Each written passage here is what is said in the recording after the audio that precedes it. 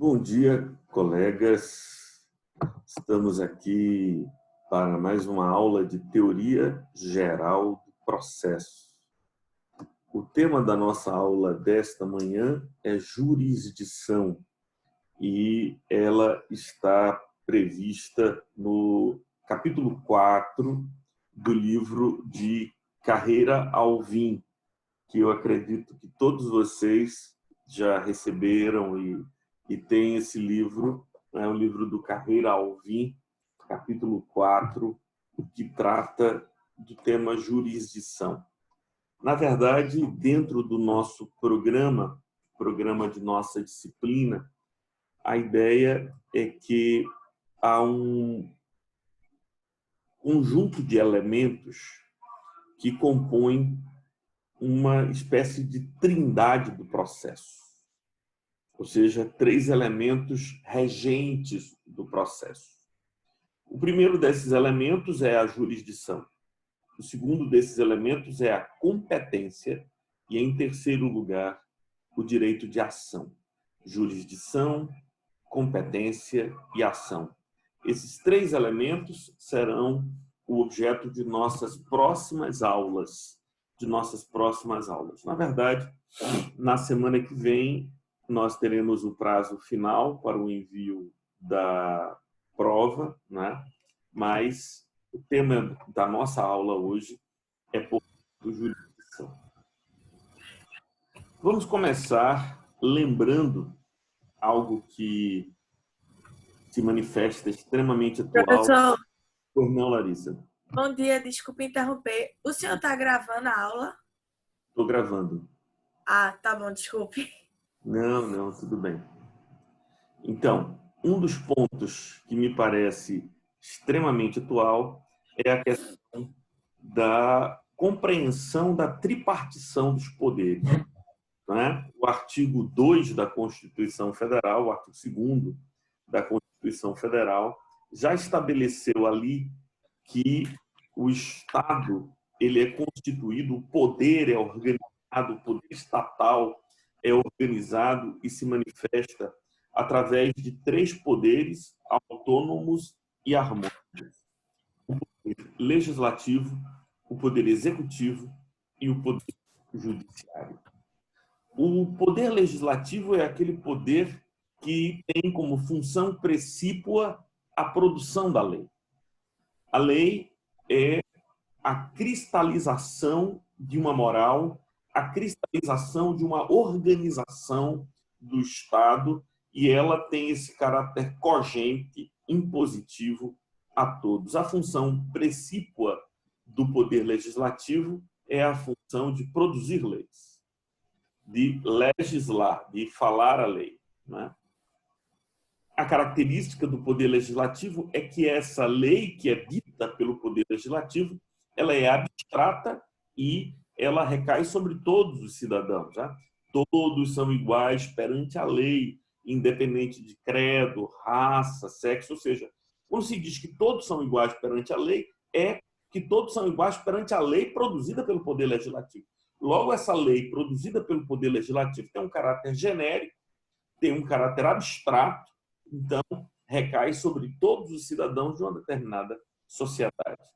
Ora, essa lei produzida pelo poder legislativo, ela é efetivada para o bem comum pelo poder executivo. O poder executivo, ele, de certo modo, administra a lei, a sociedade, sob a égide da lei. Então, vamos colocar de modo mais concreto qual é a função do Poder Executivo.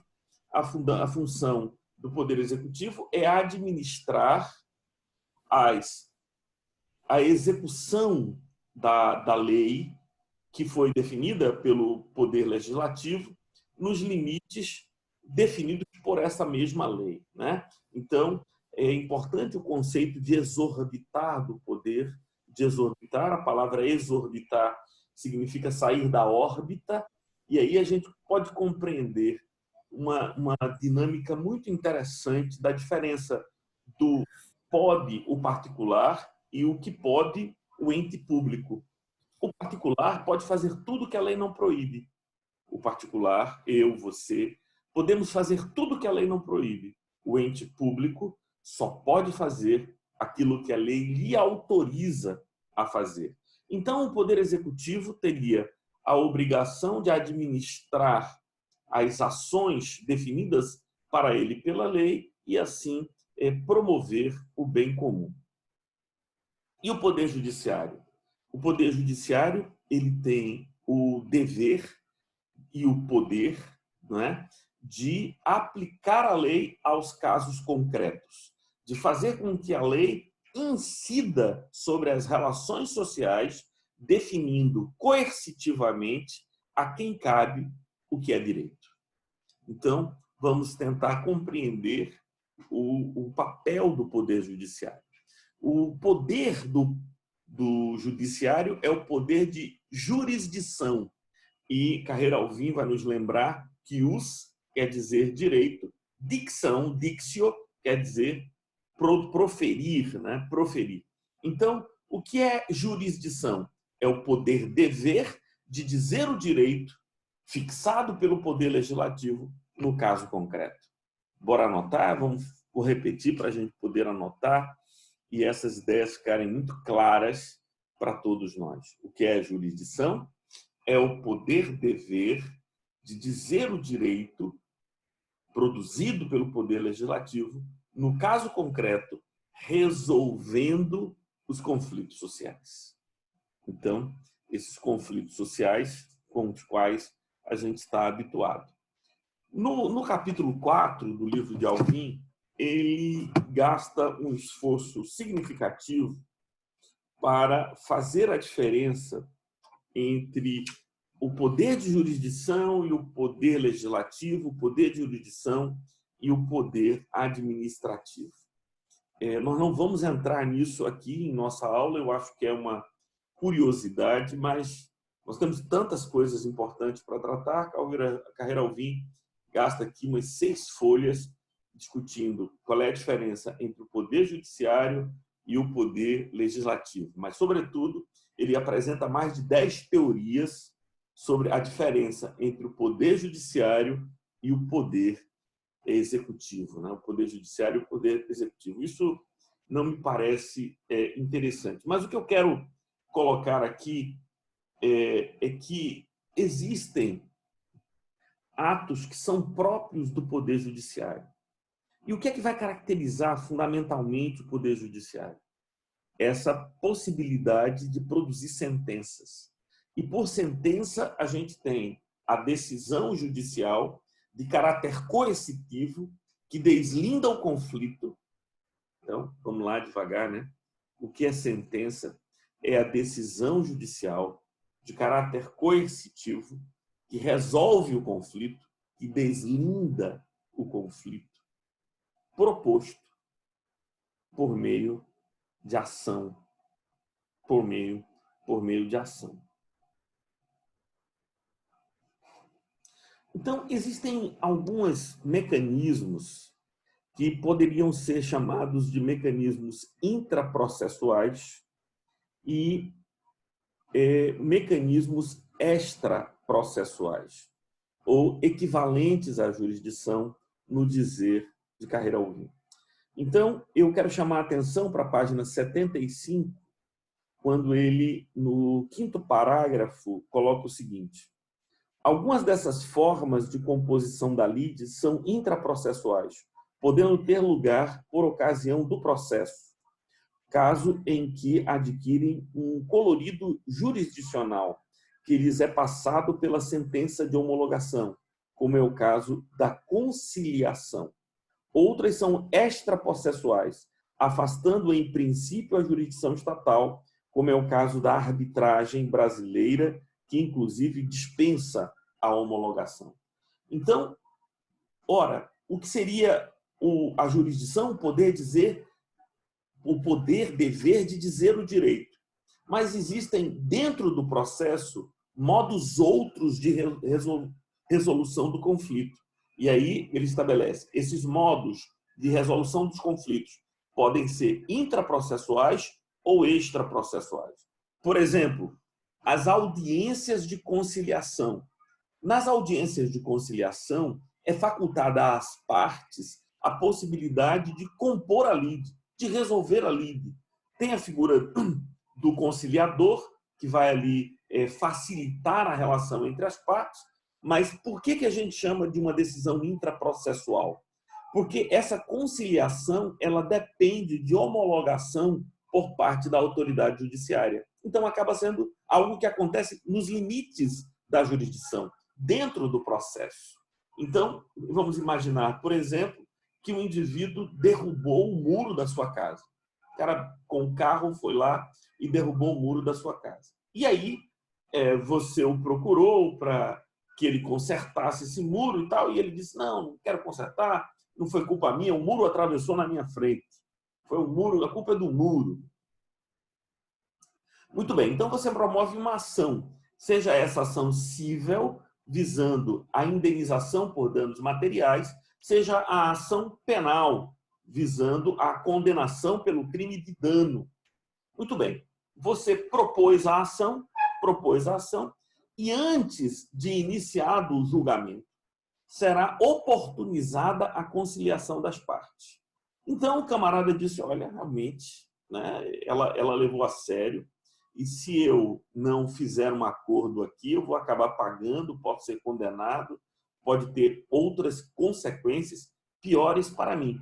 Então, o que é que eu vou fazer? Eu vou compor, eu vou conciliar.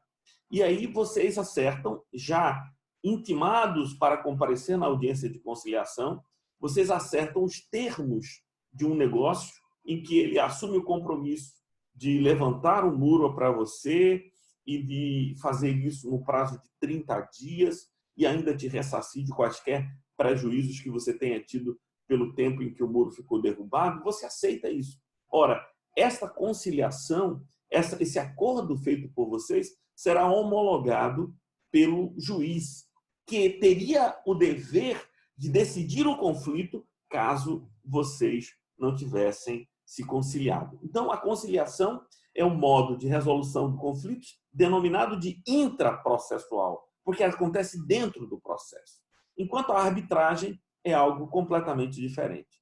Imagine que você faz um contrato, Larissa, eu estou sabendo que você abriu uma fábrica de máscaras agora aproveitando-se da pandemia, né, do Covid-19, está fabricando e vendendo máscaras de proteção. É verdade, Larissa?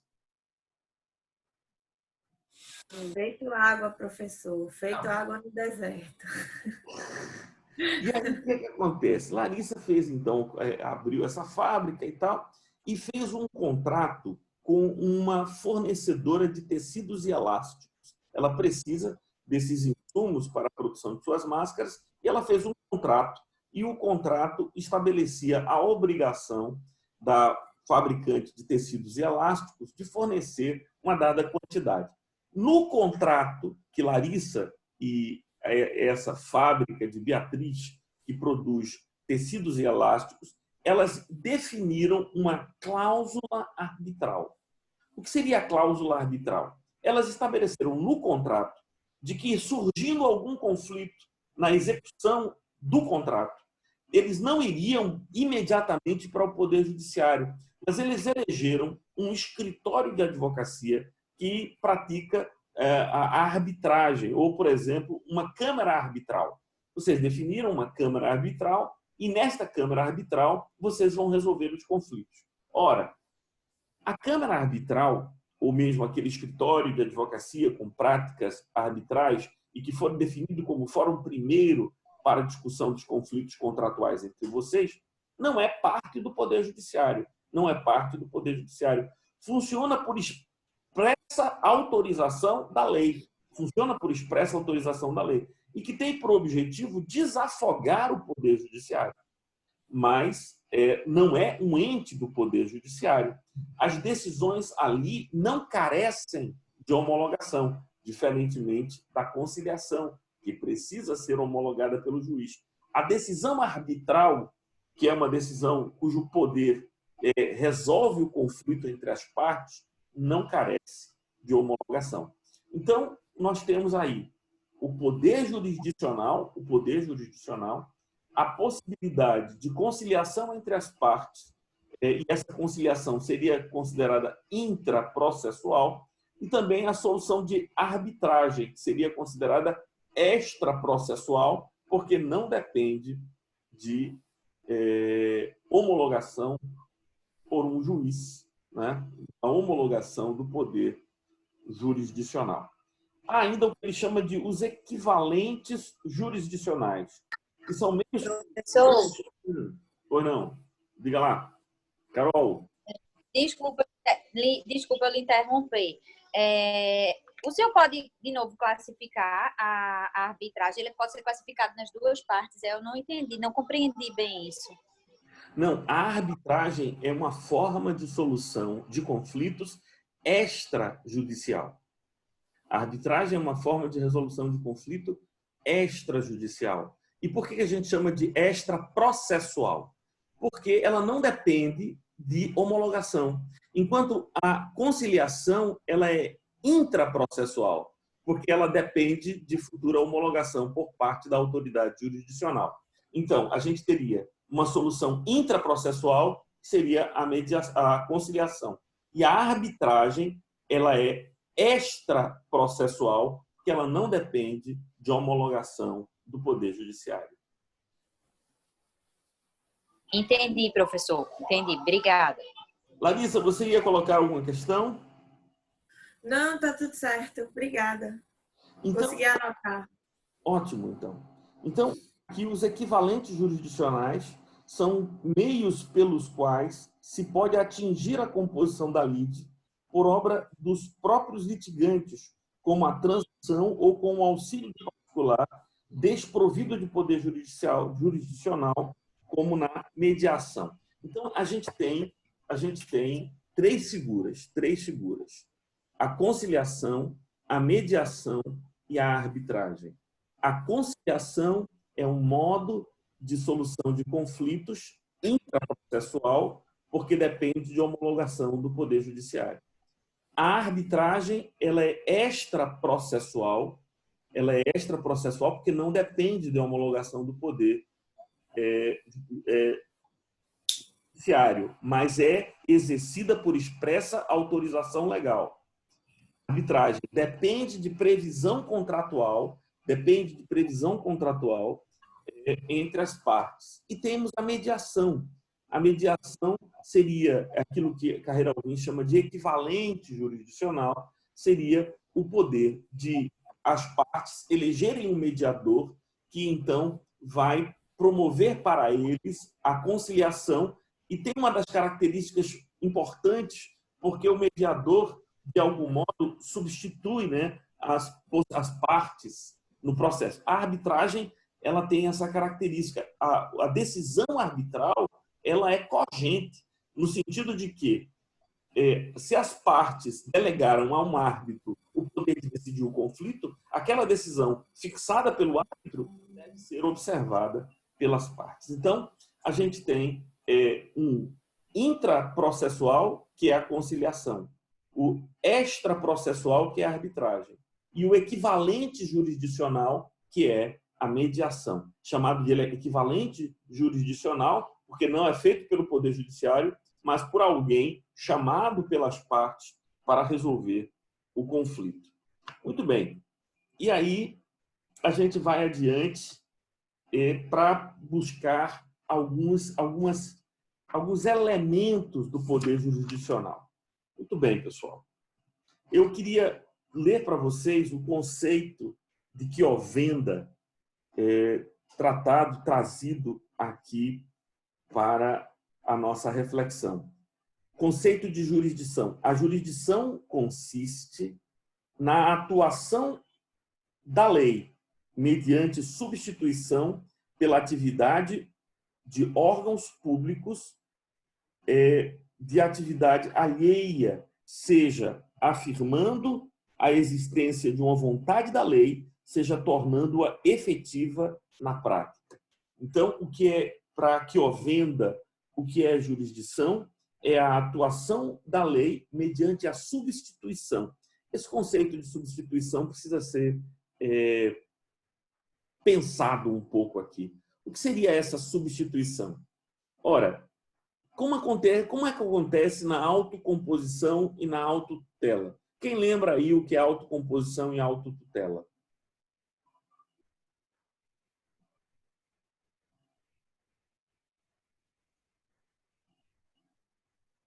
Alguém lembra? Quando a gente teve na primeira aula da gente, a gente falou de autocomposição e autotutela. A autotutela é você se... como é que eu vou explicar? É você fazer justiça com... você mesmo produzir a justiça, né? Não é isso, professor? Por meio da violência, né? Na autotutela, eu imponho a minha vontade ao outro. Na autocomposição, eu construo um acordo. Não é uma imposição violenta da vontade, mas na autocomposição eu faço um acordo com a outra parte e se constitui, se constrói uma solução para o conflito. Na autocomposição, que é aquela que caracteriza o direito, existe o fenômeno da substituição das partes pelo poder jurisdicional. O que isso quer dizer, Marlon? Quer dizer que o acordo não é feito pelas partes, mas o juiz substitui as partes e produz o acordo. Então, é como se as partes tivessem, pelo contrato social, delegado ao juiz o poder de lhes representar. E aí o juiz, substituindo as partes, constrói o acordo. É chamado de heterocomposição, porque aquele que constrói o acordo não é parte do litígio, é outro. Daí a palavra hétero, que significa outro. Então, a gente precisa compreender o que é substituição. É o fenômeno pelo qual o juiz ocupa o lugar das partes, portanto, substitui as partes para a construção de uma decisão que funcionará na prática como se fosse o acordo entre as partes. Ok? Estamos caminhando aí? Deu para compreender o que tem a ver, o que é essa substituição do Poder Judiciário em relação às partes? Ok. Muito bem. Então, vamos seguir aqui adiante. E que características tem o ato jurisdicional? Essa a discussão está na página 81 do livro do Carreira Alvim. Eu estou utilizando para esse nosso campo aqui, para essa discussão, o livro do Carreira Alvim como nosso roteiro de aula. Ok? O que são atos, o que é que caracteriza o ato jurisdicional? Então, por forma, então, diz assim, somente o ato jurisdicional proporciona um produto que é a sentença, capaz de adquirir a imutabilidade, principal característica da coisa julgada. Distingue o jurista uruguaio 3 elementos próprios, característicos do ato jurisdicional: a forma, o conteúdo e a função. E agora eu leio o que é que pretende Azevedo Eduardo com a ideia de forma, conteúdo e função. Por forma, entende-se a presença das partes, de juiz e de procedimentos estabelecidos por lei. Por conteúdo, considera-se a existência de um conflito com relevância jurídica, que deve ser determinado pelo órgão de jurisdição, mediante uma decisão que adquira a autoridade de coisa julgada. E por função, entende-se o encargo ou incumbência de assegurar a justiça, a paz social e demais valores jurídicos mediante a aplicação eventualmente coercível do direito. Ok? Então, vamos explicar isso. Eu acabei de ler, mas a gente precisa compreender que danado é isso. Bora comigo? Estamos juntos? Débora, seja bem-vinda, bom recebê-la aqui. A gente está estudando sobre jurisdição e tendo como ponto de partida o livro do Carreira Alvim, que Teoria Geral do Processo, que a maioria de vocês já recebeu e tem esse material aí. Muito bem. Então, o Poder Judiciário manifesta a sua intervenção nos casos concretos através de atos jurisdicionais. Atos jurisdicionais. Os atos jurisdicionais poderiam ser definidos como o processo em si, né? Todo o processo é um conjunto de atos jurisdicionais. Mas, lato sensu, nós poderíamos falar que o ato jurisdicional é o próprio conteúdo do processo. E, então, Carreira Alvim vai nos falar que o ato jurisdicional tem forma, conteúdo e função. Forma, conteúdo e função. O que seria essa forma? O que é a forma do ato jurisdicional? É a realidade de que este ato ele é composto por partes em litígio e um juiz que está ali para decidir o conflito. Eita, como é, Marcos? Repete aí para mim. A forma do ato jurisdicional é a realidade de que ele é composto por partes em conflito, partes em conflito, e um juiz que é chamado para resolver a lide, para resolver o litígio. Ok? E conteúdo? Qual é o conteúdo do ato jurisdicional? O conteúdo do ato jurisdicional é o conflito, é a lide, é o desentendimento, é a busca da solução por alguém dotado de legitimidade para exercer o direito de ação, o direito de provocar o poder judiciário.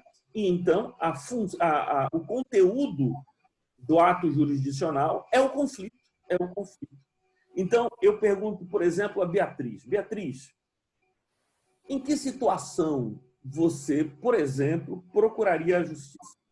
Você pode me dizer um exemplo assim? Eu procuraria a justiça nesse caso. Lhe ocorre alguma situação na qual você procuraria a justiça?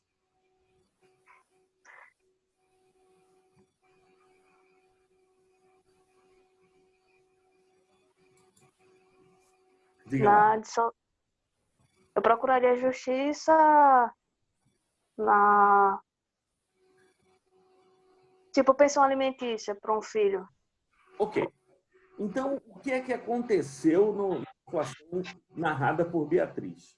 Beatriz, ela tem um filho.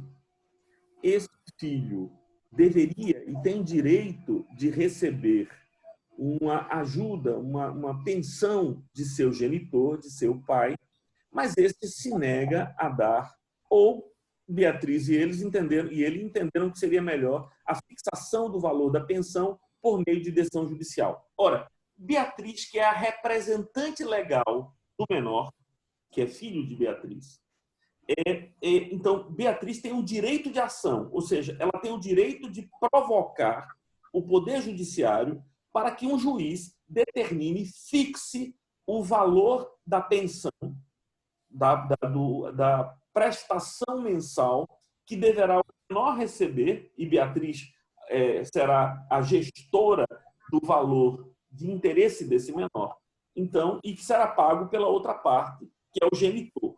Então, aqui eu tenho a forma. Qual é a forma? A forma é Beatriz, seu ex-marido, essas são as partes em conflito, Beatriz representando a menor, o menor, a outra parte é o genitor e o juiz para decidir. Qual é o conflito? O quantum do pagamento da pensão alimentícia. Esse é o conteúdo da ação. E qual é a função do ato jurisdicional? Resolver o conflito fixando a obrigatoriedade do pagamento mensal de um valor X estipulado pelo juiz ou acordado entre as partes a título de pensão alimentícia. Função, Beatriz, seu ex-marido e o juiz. Isso é forma. Forma é Beatriz, seu ex-marido e o juiz. Conteúdo, um conflito em relação ao pagamento de pensão alimentícia. Função, fixar e coagir o marido de Beatriz a pagar esta pensão alimentícia, o ex-marido de Beatriz. Ok, pessoal? Deu para compreender aí? Como é que ficou? Marlo, está acompanhando aí a reflexão? Sim, professor, tá ok. Tá ok? Então temos função, as três partes, conteúdo, o conflito a ser solucionado e a função, a fixação de uma sentença. E a sentença ela tem uma série de vantagens. Uma série de vantagens. Ela transita em julgado, ou seja, ela se torna imutável, né? Ela se torna imutável, ela depois de transitar em julgado não pode ser alterada pelas partes. Ela tem poder coercitivo, ela pode obrigar. Vocês sabem, né, que tem uma coisa que dá cadeia nesse país é inadimplemento de pensão alimentícia. Deixar de pagar voluntária e inexcusavelmente pensão alimentícia. Então, esses são elementos importantes da jurisdição. Ok? Ô, professor, Pois não. uma dúvida. O árbitro, conciliador e mediador, assim como o juiz, ele tem poder de jurisdição ou só o juiz que tem poder de jurisdição? Excelente pergunta. Só o juiz tem poder de jurisdição. Quando eu falo de juiz, eu estou falando de juiz lato sensu, né? Juízes, desembargadores, ministros dos tribunais superiores, todos eles são dotados de jurisdição. O conciliador não tem poder jurisdicional, o mediador não tem poder jurisdicional e o árbitro também não tem poder jurisdicional. Do conciliador, cabe homologação por sentença do juiz. Então, essa decisão fixada pelas partes com facilitação do conciliador só se torna decisão judicial porque a sentença que homologa o acordo ela tem plenos poderes jurisdicionais. Já a arbitragem ela tem um poder extrajudicial de composição de conflitos. Portanto, por exemplo, nem todos os assuntos podem ser objeto de arbitragem. E a decisão arbitral ela em essência, uma decisão negocial. É parte do acordo, é parte do direito de contratar, eleger um árbitro para resolver futuras controvérsias. E dessa decisão do árbitro, ainda é possível uma discussão judicializar aquela decisão, muito embora isso esteja sendo evitado, né? Então, a tendência é não se aceitar os recursos, porque nem recurso seria propriamente, seria uma ação, porque recurso já pressupõe uma decisão jurisdicional anterior, né? Mas é um poder extrajudicial, extraprocessual, para resolver conflitos, nos limites que a lei determina, né? Então, a função dos árbitros está especificada em lei. Então, vou dizer aqui o número da lei para vocês, que é importante para que a gente compreenda qual é o limite. A lei que determina a função da arbitragem é a Lei 9.307, de 96, alterada pela Lei 13.129, de 2015. Repetindo, a lei que define os limites da atuação da arbitragem é a Lei 9.307, de 96, alterada pela Lei 13.129, de 2015. Então, a decisão de arbitragem não é uma decisão jurisdicional, mas ela tem o poder de compor conflitos por expressa determinação legal. Entendi, professor. Obrigada. Nada, querida. Prazer caminharmos juntos. Seguindo aqui os passos de Carreira Alvim, eu estou aqui na página 82 e ele trabalha o tema elementos da jurisdição e poderes jurisdicionais. Elementos da jurisdição e poderes jurisdicionais. Então, ele vai falar de dois momentos. O primeiro momento é um momento do que é chamado de momento clássico. Acho que minha câmera voou aqui. Ok. O primeiro momento é chamado de momento clássico. Seria o do direito romano, e aí com expressões latinas para definir cada um desses elementos, né? Os elementos da jurisdição. E aí eu vou mencionar com vocês os 5 elementos da jurisdição. 5 elementos da jurisdição. E aí eu vou para o chat para que eu possa escrever aqui para vocês esses elementos da jurisdição. O primeiro elemento é o nócio, depois vocatio, depois coércio, depois iudicium,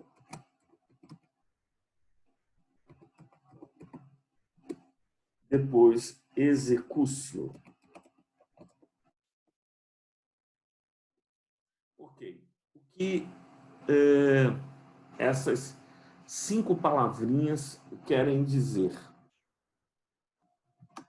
A expressão nócio, e pessoal, nada de crise, talvez vocês nem precisassem anotar, né? Já que todos vocês têm o livro do Carreira Alvim.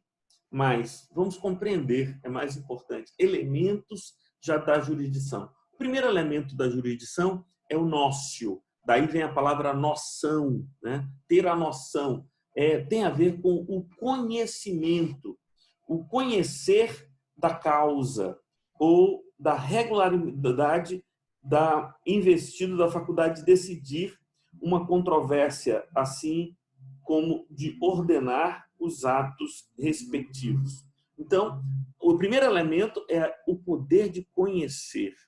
Vocês já notaram que o processo moderno ele é dividido em 2 partes, o processo de conhecimento e o processo de execução?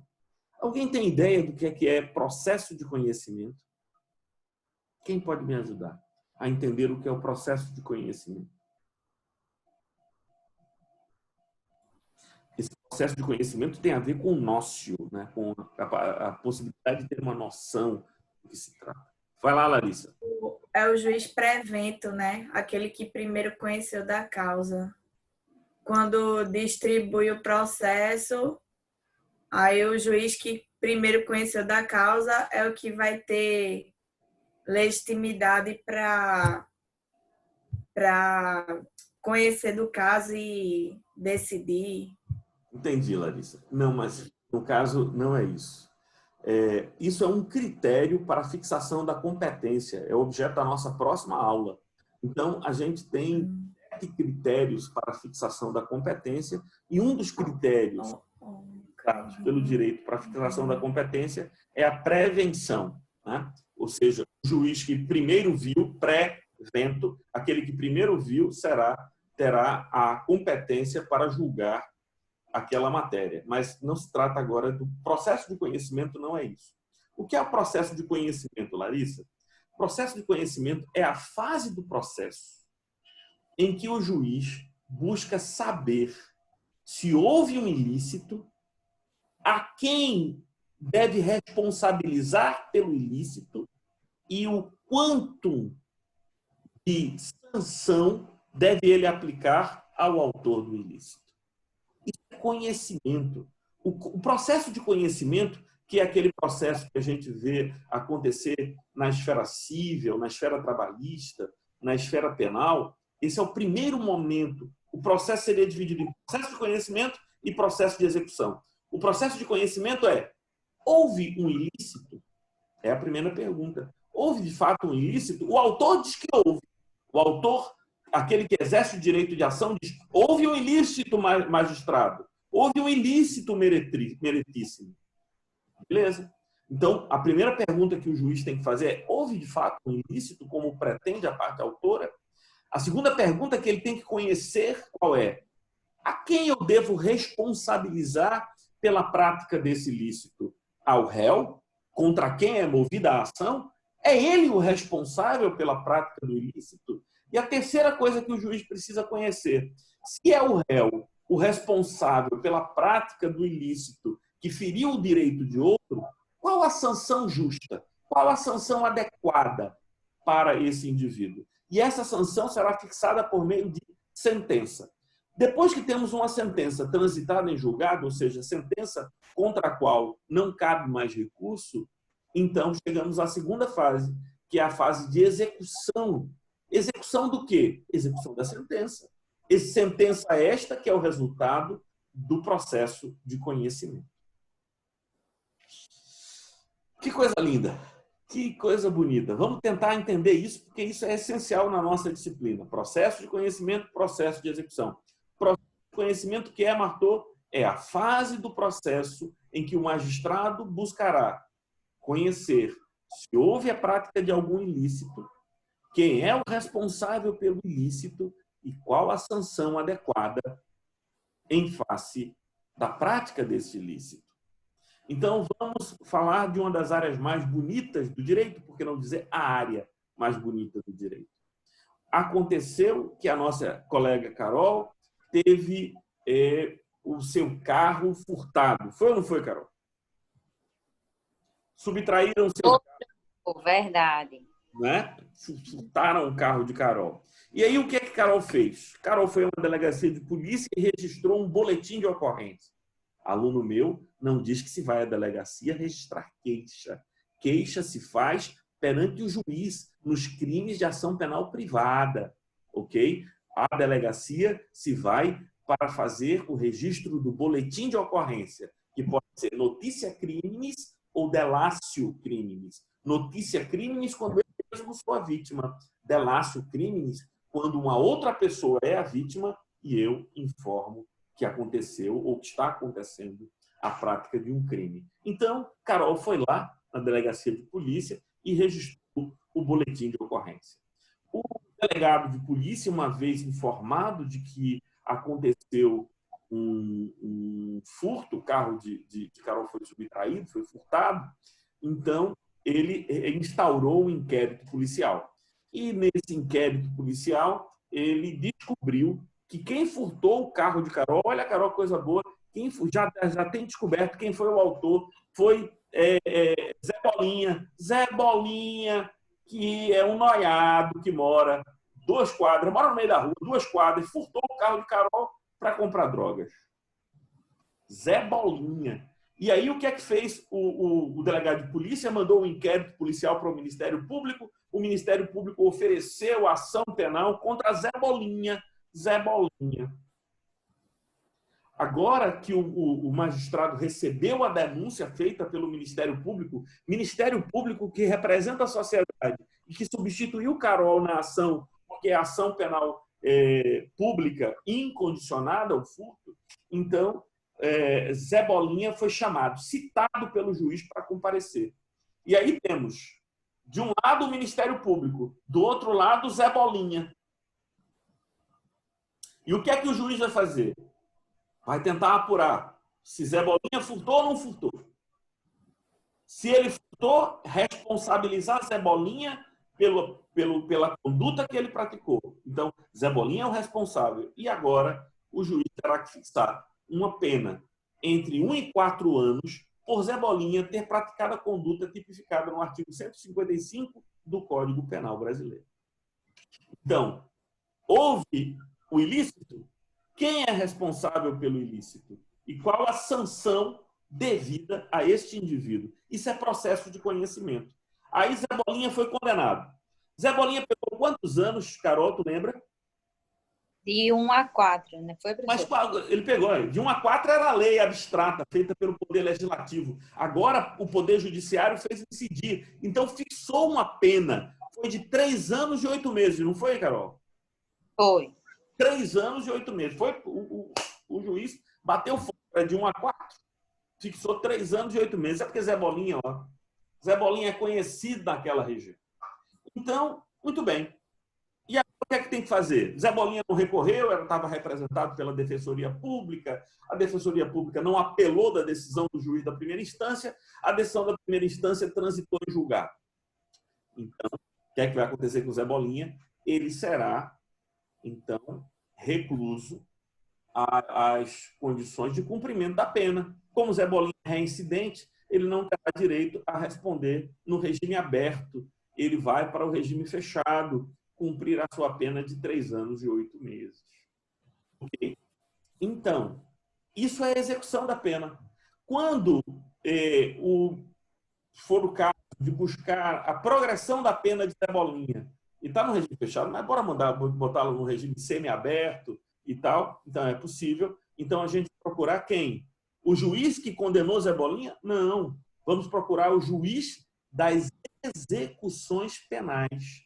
Porque é o juiz das execuções penais que preside o processo de execução das penas. Aquele primeiro juiz foi o juiz do processo de conhecimento.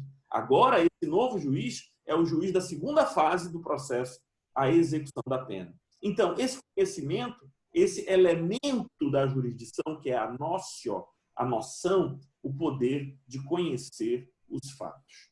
O segundo elemento, anotado aqui, é vocatio. Vocatio é o poder que tem o magistrado de chamar, vocação é chamado, voz, né? Chamar alguém para se ver processar. Então, o Poder Judiciário ele tem esse poder de vocatio, de chamar alguém para se ver processar. O terceiro elemento é o coércio. Coércio de coerção, né? Ele pode obrigar, a decisão que tomar será obrigatória, não será facultativa. Em quarto lugar, iudício, a possibilidade de dizer, de julgar, de decidir o que é devido. E, em quinto e último lugar, a executio. Executio, o poder de executar o iudício, a decisão que ele mesmo tomou. Então, vimos aí os 5 elementos da jurisdição: nócio, vocatio, coércio, iudício e executio. E aí, pessoal, dúvidas em relação a isso, sim ou não? Não, agora eu aprendi. Ah, Larissa. Hoje, não é para isso que a gente está por aqui? Diz, Carol. hoje eu estou cheia de dúvidas, já perguntei umas 3 vezes. É para isso que a gente está aqui. Vai lá. Eu não senti muita diferença, assim, eu não consegui compreender entre o processo de conhecimento e a execução. Eu achava que a partir do momento que ele aplicava a pena, já era a execução, entendeu? Por exemplo, ele teve o conhecimento, verificou todos os fatos e aplicou a pena. E eu achava que aplicar já era o processo de execução. Mas veja, Carol, você está certa, Carol. Mas o juiz, ele não aplica a pena. O juiz define a pena. Certo. A sentença não é a aplicação da pena. A sentença é a definição da pena. Certo. E quando é que a pena é aplicada? Quando o cara é preso. Ah, entendeu? tá. Certo. Então, a pena é aplicada quando quando a pena é executada. Quando a pena é executada. Então, veja, o juiz vai definir a pena a ser aplicada. O juiz vai definir a pena a ser aplicada. Mas ele mesmo não aplica a pena. Quem vai aplicar a pena é o juiz das execuções penais. Deixa eu te dar aqui uma visão clara. O juiz... Eita, tu tá sabendo, né, que eu esqueci desse negócio, Carol. Tu tá sabendo que Zé Bolinha recorreu, né? Tá sabendo ou não? Não, fiquei sabendo agora, professor. Pois é, Zé Bolinha recorreu, rapaz. 3 anos e 8 meses, achou muito. Aí Zé Bolinha apelou para o Tribunal de Justiça. Tribunal de Justiça. E o Tribunal de Justiça está esperando, vai julgar agora, vai julgar. Ora, se Zé Bolinha recorreu ao Tribunal de Justiça, a pena definida pelo juiz vai ser aplicada de imediato? Não. Não, porque, em tese, uma pena só deve ser aplicada se ela transitou em julgado. Ô, Larissa, naquela discussão, se tem pelo menos o trânsito em julgado na segunda fase para ser a aplicação provisória da pena. Lembra dessa discussão que foi muito frequente, sim ou não? Como é do trânsito em julgado, é? Vê só. A Constituição Federal diz assim: ninguém será considerado culpado até o trânsito em julgado de sentença penal condenatória. Tá certo? Ninguém será considerado culpado até o trânsito em julgado de sentença penal condenatória. Como a culpa é pressuposto da pena, então a decorrência desse princípio é de que ninguém será punido antes da culpa constituída. Então precisa transitar em julgado a sentença para que a pena comece a ser cumprida. Então não foi por causa desse entendimento do Supremo Tribunal Federal que Lula foi solto?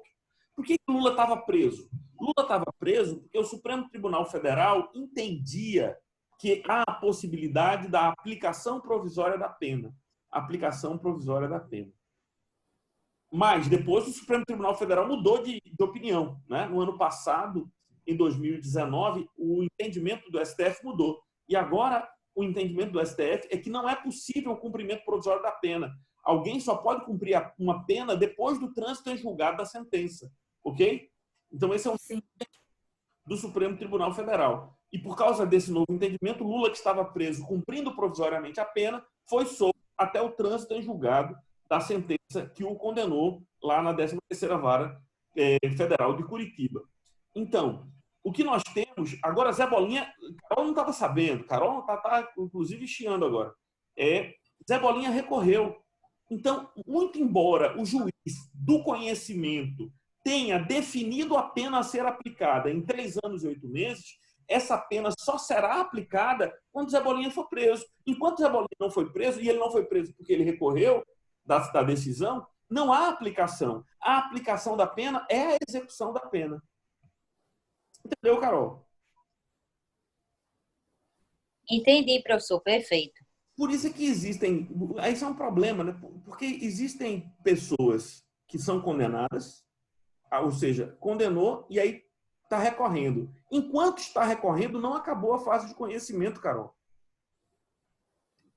Porque o que é a fase de conhecimento? Não é saber se houve ilícito, quem é o responsável pelo ilícito e qual é a pena devida. Não foi isso que eu disse que era o processo de conhecimento?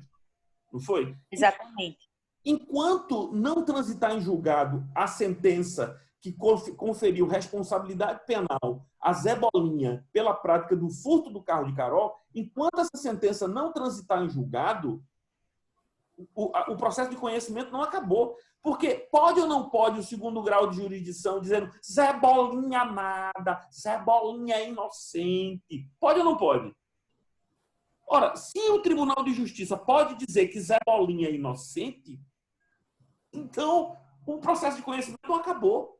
Só acaba o processo de conhecimento quando transita em julgado a sentença. E aí a gente pode entrar na execução dessa sentença, que é a aplicação fática da pena definida pela sentença.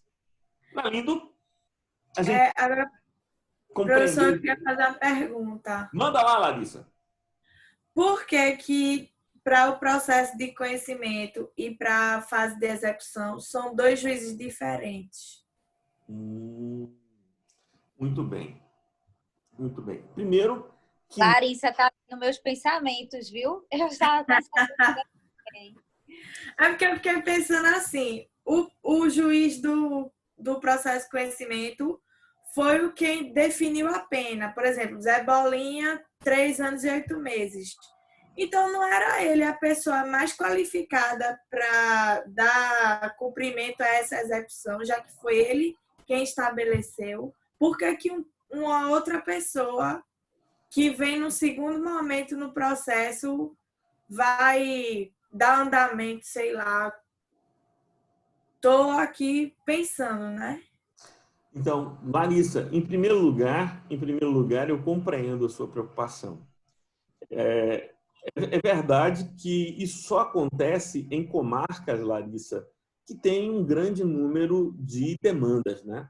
Aí a gente tem um juiz do processo de conhecimento e um juiz do processo de execução. Agora, em comarcas que são de vara única, o cara é conhecimento e execução, bate nas 2 bolas. Agora, quanto maior a comarca, maior o número de processos. Então, tem um cara que está especialista em processar, em fazer conhecimento, e o outro é especialista na execução, em acompanhar o cumprimento da pena. Agora, você pode ter, na esfera trabalhista, por exemplo, o mesmo juiz que faz o conhecimento faz a execução. Na esfera civil, você pode ter o mesmo juiz que faz o conhecimento fazer a execução. Na esfera penal, também. Só que, quanto maior a comarca, e como Carol mora em Recife, e por isso Zé Bolinha teve a execução da pena no juiz das execuções penais. A figura do juiz das execuções penais pressupõe um tamanho de uma comarca que tem muito mais processos, é muito mais complexo, não tem somente uma vara. Veja, Larissa, aqui em Recife nós temos pelo menos 19 varas criminais. 19 varas criminais. Por que tem 19 e não apenas uma? Porque o número de ações é muito grande. Então, um juiz não daria conta. Então, imagina se esses juízes, ainda depois de condenar, fosse aplicar a execução. Então, a gente tem 19 varas criminais e 3 varas de execução. Porque acompanhar a execução é mais tranquilo, é mais fácil, então deixa o juiz das execuções cuidar lá daquele. Então, é uma espécie de especificidade.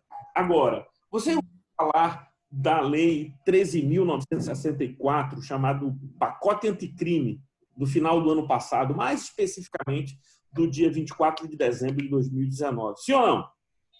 Pacote... Ouvi falar, mas não estou por dentro do teor dela. Assim, do que mudou, do que... Mas do que agora você vai ficar por dentro, pelo menos, de um novo elemento. O pacote anticrime criou uma outra figura, outro juiz, que é o juiz das garantias. Então, agora a gente vai ter o juiz das garantias, o juiz de conhecimento e o juiz da execução. O juiz que atua durante o inquérito policial, determinando a prisão preventiva, determinando um mandado de busca e apreensão, interceptação telefônica, esse é o chamado juiz das garantias. Depois a gente vai ter o juiz da instrução, que é o juiz de conhecimento, da fase de conhecimento, e depois a gente vai ter o juiz das execuções penais. Ou seja, ainda vai ter mais figuras. Por enquanto está suspensa a eficácia da Lei 13.964 no que tange ao juiz das garantias por falta de estrutura do Poder Judiciário. Mas, se o Poder Legislativo mantiver essa ideia, né, de querer o juiz das garantias, porque o objetivo do juiz das garantias era diminuir a força dos juízes, né? Principalmente era um recado do Poder Legislativo para o juiz, para o ministro Sérgio Moro, né? Nunca mais na história do Brasil haverá um Sérgio Moro. E por quê? E por que isso, né? Vamos compreender. Tomara que não, viu, professor? Me desculpe aí, mas a parcialidade passou longe daquele camarada. A imparcialidade, né? É. Ser imparcial, né? Não, mas sim, eu nem discutir política, o aspecto político, mas vamos discutir o aspecto jurídico. Sim. O juiz Sérgio Moro, ele foi o juiz importante que ele foi porque existem duas formas de definição da competência. Veja, Larissa, ele é da 13ª vara num local que existem 17 varas. Como o processo da Operação Lava Jato, como o inquérito policial, como a denúncia chegou na mão dele? Chegou por distribuição, tá certo? Podia ser qualquer uma das 17 varas. Na primeira vez que pediram a prisão preventiva de uma pessoa, foi distribuído e bateu na vara dele, ok? Tá, partiremos desse princípio. Critério de distribuição. Não, foi assim, Larissa, sem necessariamente tem que ter sido assim. Ele não era uma pessoa conhecida antes, mas tudo bem. Ele então, tinha uma situação que era o seguinte, havia uma ideia de que havia desvio de dinheiro, e esse desvio de dinheiro tinha a ver com as empreiteiras. E aí tem um inquérito policial da Polícia Federal instaurado, porque o dinheiro, em sua origem, é da Petrobras. Beleza. Aí, inquérito policial. Pede-se vai se pedir um mandado de prisão preventiva ou um mandado de busca e apreensão. Esse pedido ele é distribuído no tribunal, na Justiça Federal. Quando chega a distribuído, vai bater na 13ª vara. No momento em que ele pegou isso, no momento em que ele pegou e teve que decidir se dava ou não dava aquele mandado de busca e apreensão ou aquele mandado de prisão preventiva, ele se tornou o juiz prevento. Lembra que você falou há pouco, Larissa, sobre o critério da prevenção? Ele se tornou o juiz prevento para todos os assuntos pertinentes àquele mesmo desvio de dinheiro das empreiteiras que vinha da Petrobras e que favorecia um esquema de corrupção. Então, ele se tornou... Aquilo tomou uma proporção enorme, não é? Então, porque toda vez que se investigava, a Polícia Federal investigava alguém e precisava demandar alguma coisa, tinha que mandar para ele, porque ele era o juiz prevento. Então, por prevenção. E aí, e aquilo se tornou proporções. E ele não apenas presidia o processo de investigação. Ele presidia o processo de investigação e depois julgava. Né? Ele presidia, ele definia se tinha ou não tinha interceptação telefônica, ele decidia se tinha ou não tinha busca de aquela condução coercitiva de Lula para ser ouvido lá no aeroporto, é uma decisão dele, porque isso na fase de investigação e depois ele julga. Então, o que o Congresso Nacional definiu? Que quem presidir a investigação não julgará e quem julgará não executará a pena. Então, 3 figuras diferentes: juiz das garantias, juiz do conhecimento e juiz da execução. Meus amigos, se isso permanecer, vai ter concurso para juiz. E, obviamente, os mais competentes para entrar nessa vaguinha são vocês. É ou não é? Oi, amém. Daqui a 10 anos, se Deus quiser, eu tomarei posse, professor. Se Deus quiser. Olha aí. Hoje, Carol, antes... Não, mulher, tem como eu passar antes, não. Ainda vou me formar, ainda tem que ter os 3 anos. É muito tempo daqui para lá. Já botei essa meta. 10 anos tá bom. Tá, Então, tudo bem. Estarei junto com você nessa. A gente Então, chega... Mas, veja só, Carol, não apenas juízes, mas também promotores especiais têm que ser nomeados para atuar nessa fase também.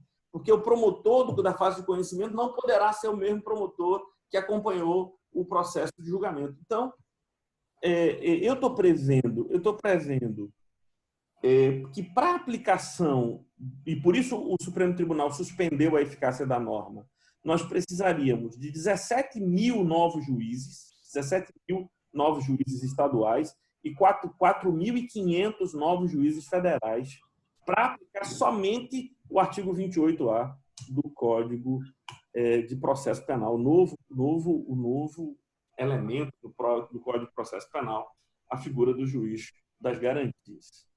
Beleza, pessoal? Podemos continuar? Ô, professor, só uma última coisa. Essa medida da lei nova, o senhor acha que foi uma coisa boa ou uma coisa ruim? O senhor vê mais aspectos positivos ou negativos? Eu vejo aspectos positivos, porque o objetivo é garantir a imparcialidade do juiz, que não é alguém que participou da investigação do crime. Isso é positivo. Eu vejo um aspecto negativo, porque isso vai tornar o processo um pouco mais lento. Já é muito lento no Brasil, né? Então, a gente precisa de mudanças profundas, né, no Poder Judiciário. O Poder Judiciário, ele tem, assim, problemas. Um dos problemas... Vocês conhecem aquele ditado, né? A justiça tarda, mas não falha.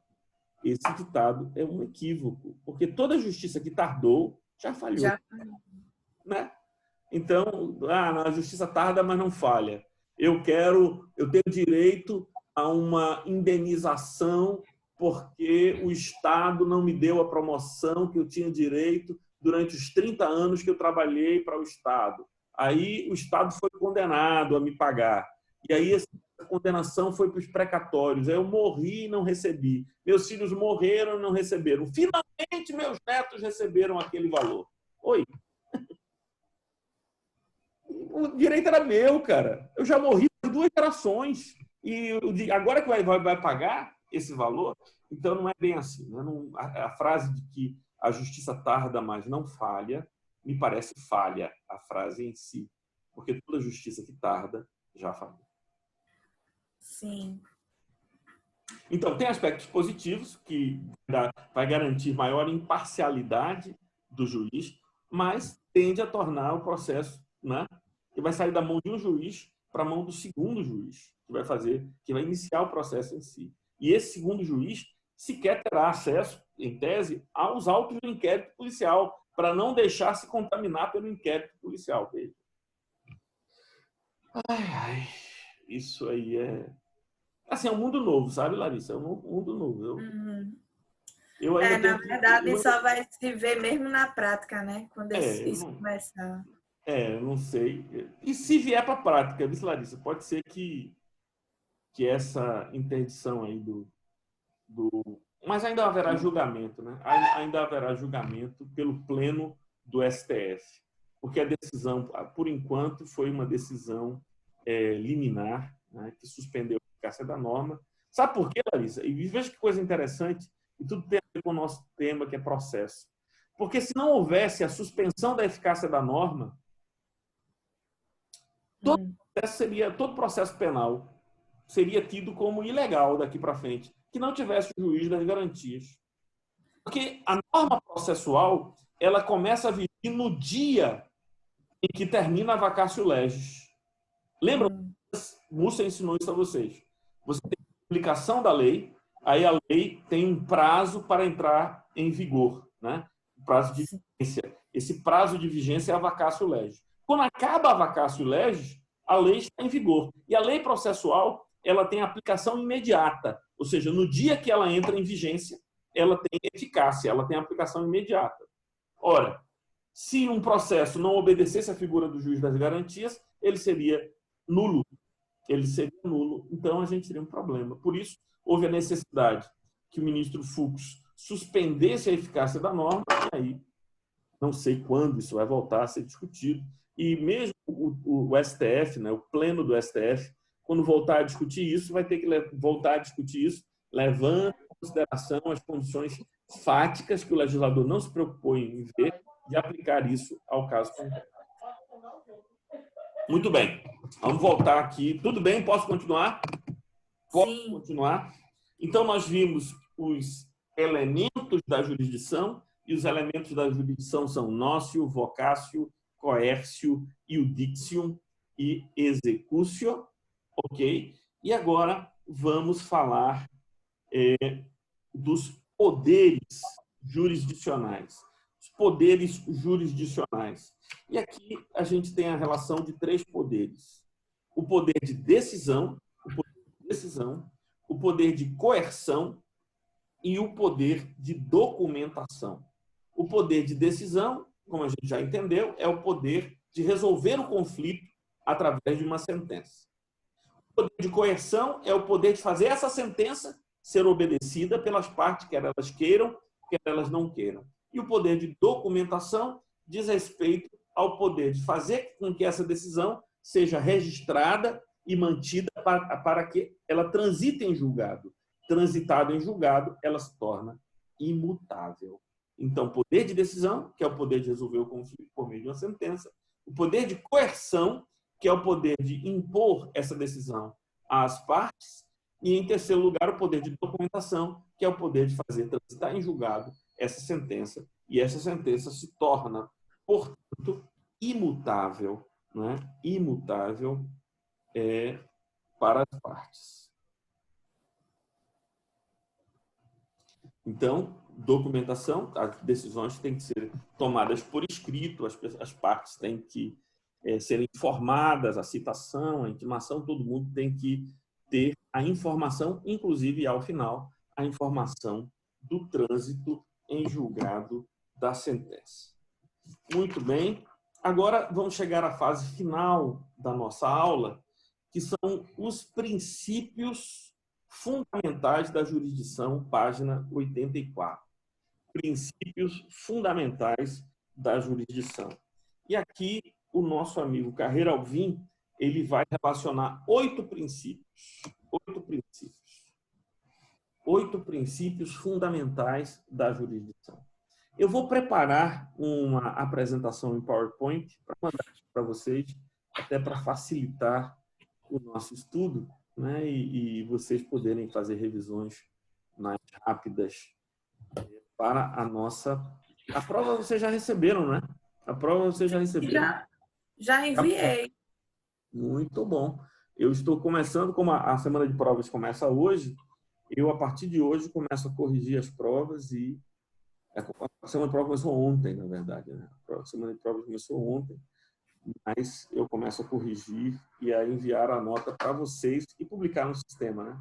Vou publicar no sistema as notas e eu vou tentar fazer o seguinte: pelo e-mail que vocês me mandaram com a prova, eu vou devolver esse e-mail com as correções, ok? E aí você vai saber a nota, porque você olha lá no portal a nota. Mas você vai saber o que acertou e o que errou na prova que você fez. Como é que você vai saber o que acertou e o que errou? Através do e-mail que você vai receber de volta. Deu para entender ou não? Massa, sim, é bom ter esse feedback. É. Então, claro que no e-mail que eu vou mandar para vocês também vai ter a nota. Mas a nota que vai valer mesmo é a nota que está lá no... Então, se houver qualquer incompatibilidade, me avise, né? As duas notas devem ser as mesmas, mas eu vou lançar a nota no portal. Mas a prova corrigida de vocês, a prova corrigida, ela vai ser devolvida no mesmo e-mail que você me mandou a prova. Então, eu mando de volta. Bora lá. Então, princípios fundamentais da jurisdição. Em primeiro lugar, o primeiro princípio que Carreira Alvim apresenta é o princípio da investidura. Princípio da investidura. Significa que só tem o poder de jurisdição os magistrados. E para que tenham esse poder, eles precisam ser investidos, receberem a veste. Isso é uma forma figurada, não é aquela toga preta, não. O cara pode, inclusive, julgar sem a toga preta. É muito comum que os juízes não presidam audiências vestidos com aquela roupinha que a gente vê os ministros do STF julgando. Mas a investidura significa que, simbolicamente, o Estado conferiu a eles o poder de jurisdizer. Eles estão investidos. Professor, quando eu for juíza, eu vou deixar a minha pendurada assim no quarto para ficar olhando para ela todo dia. Oxente, como assim eu vou ficar vestida com ela? Tu vai pro shopping, Carol, de toga. Eu tô te vendo, Carol. Tu vai passear no shopping de toga. O senhor leu meus pensamentos. Tu vai passear no shopping, assim, não é? Mas olha que coisa. Muito bem, Carol, muito bem. Ok. Quando a Carol vê um conflito, ela vai querer decidir agora. Ah, não. Espera, viu, Carol? Espera. Você não está investida. Eu já faço isso no grupo da minha família, viu? O povo diz que eu já sou formada, quase uma ministra do STF no grupo da minha família. Que bom, que bom. Espero que eles estejam satisfeitos com a conciliação que você está promovendo lá. Mas então, investir... Mas lembra, Carol, que é interessante isso. Porque investir significa, né, literalmente, receber o vestido, receber a roupa. Mas simbolicamente significa o ato pelo qual o Estado confere poder de jurisdição.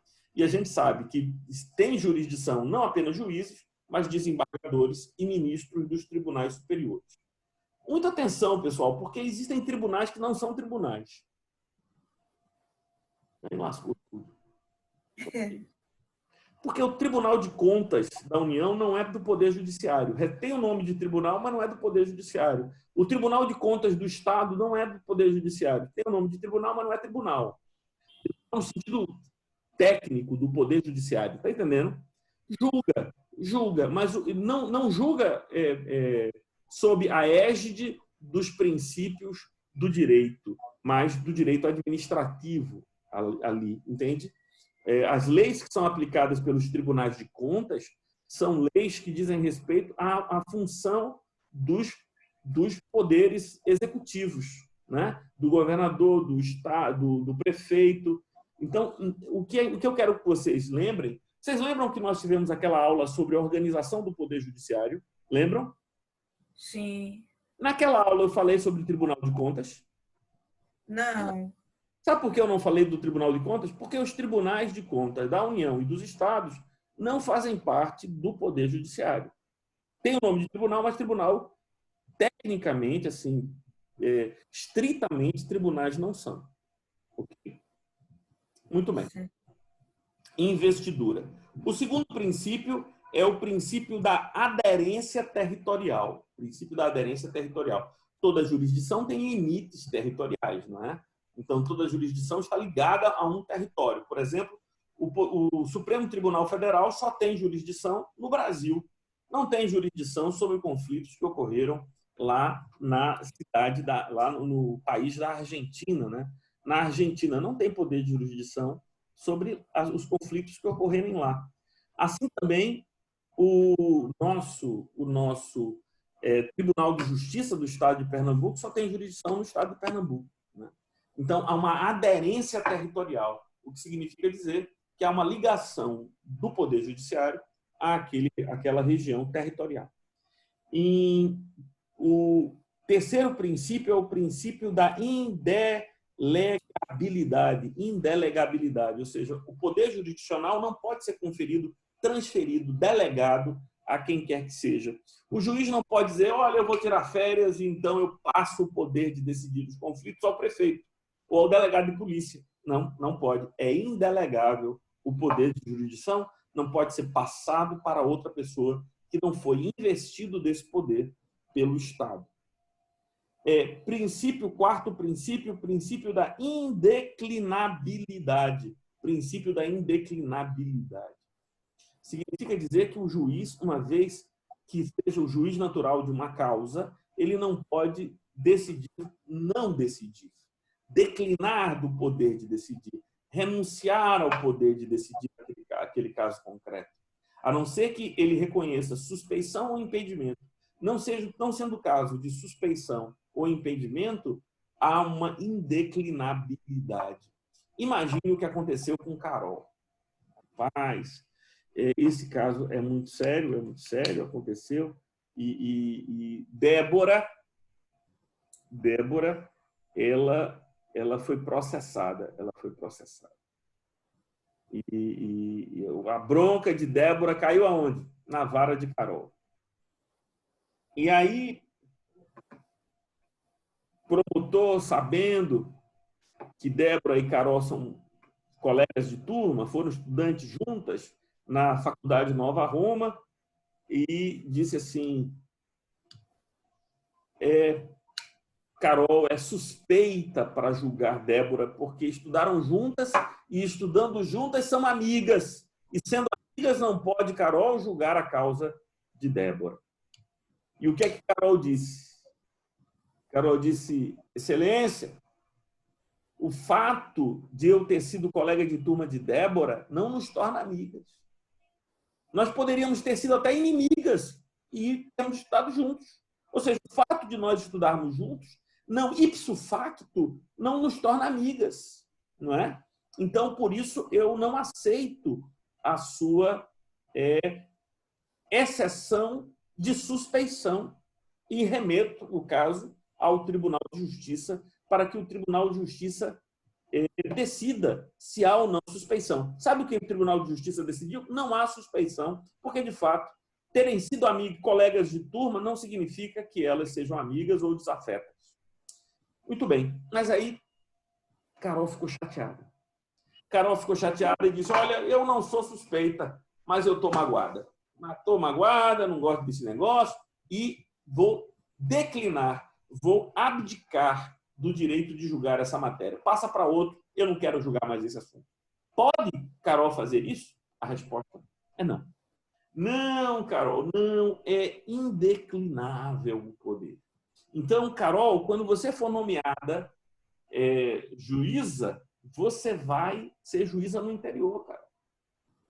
Está pronta para isso? Sim ou não? Sim, professor, com certeza absoluta. Vai lá para o interior. Aí você vai ser a juíza de vara única lá, então vai resolver os problemas cíveis, os problemas criminais, e aí diz, olha, não, eu resolvo tudo, mas estupro não. Estupro eu não julgo, porque estupro mexe com as minhas entranhas. Pode não, Carol. O poder de jurisdição é indeclinável. Você não pode renunciar ao seu poder porque não está se sentindo bem. Não, é indeclinável. Se você é a juíza natural do processo, se aquele processo lhe incumbe julgar, você tem que julgar. E o poder é indeclinável. Declinar significa deixar de lado, renunciar, não exercer aquele poder. Vamos adiante. Princípio do juiz natural. A gente já estudou esse princípio, né? É aquele juiz a quem incumbe o poder de julgar, o poder dever de julgar segundo as leis de organização do Poder Judiciário. Princípio do juiz natural. Recto juízo. Em sexto lugar, princípio da inércia, também muito importante. A jurisdição é marcada pelo princípio da inércia. Não existe no Poder Judiciário a possibilidade de um processo ser julgado por iniciativa do Poder Judiciário. Então, eu soube que Larissa, quando assumiu a vara lá de Belém de Maria, Larissa, você foi para Belém de Maria, nomeada juíza lá em Belém de Maria. Aí sabe o que Larissa chegou lá? Vê a cabeça de Larissa. Diz que Larissa quer botar ordem na casa. Larissa quer... Essa aqui acabou a zona aqui hoje. Agora tem juíza nessa porcaria. Larissa disse que é com ela mesmo. Aí sabe o que é que Larissa... Aí Larissa começou, vou processar esse, vou processar aquele, vou processar aquele outro. Larissa, baixa a bola aí, meu amigo. Pode não, Larissa. Pode não. O Poder Judiciário é marcado pela inércia. Quem tem que provocar você é o Ministério Público, Larissa. Quem tem que provocar você é a vítima, Larissa. Nos crimes de ação penal privada que exerce o direito de ação, Larissa. Você não pode ficar lá em Belém de Maria querendo botar ordem no pandeiro, não, rapaz. Isso não é assim, não. O Poder Judiciário só age quando provocado. O Poder Judiciário só age quando provocado. É o princípio da inércia. E até tem uma expressão latina bonitinha, que é a seguinte expressão: ne procedati iudex ex officio. Vou até escrever aqui para vocês, que significa o juiz não age de ofício, né? Procedati. Escreva que eu vou tatuar. Não. Não precisa não. Ne procedati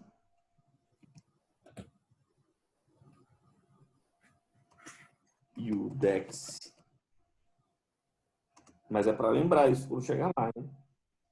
Ex officio. Ne procedati iudex ex officio significa o juiz não procede de ofício. De ofício significa sem ter sido provocado por alguém. Tranquilo, pessoal?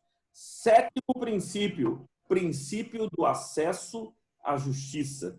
Significa que todas as pessoas que têm o direito de ação têm que ter a possibilidade de exercer esse direito. A possibilidade de exercer o direito de ação significa a possibilidade de apresentar a sua demanda perante a autoridade judiciária, né? Então, não adianta o Estado conferir o direito de ação se as pessoas não têm acesso à justiça. Por exemplo, de que adianta você ter o direito de propriedade, o direito à honra, se você não tem um advogado, tem condições de constituir um advogado para processar alguém que te feriu esse direito?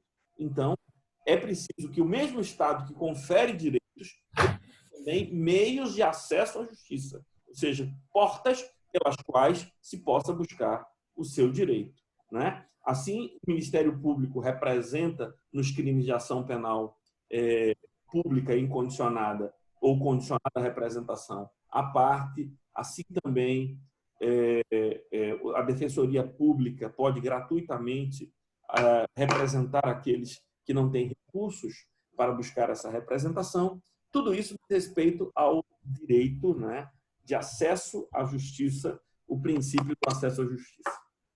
Em último lugar, o oitavo princípio regente é nulla poena sine iudecim. Nulla poena sine iudecim. Vou escrever aqui também.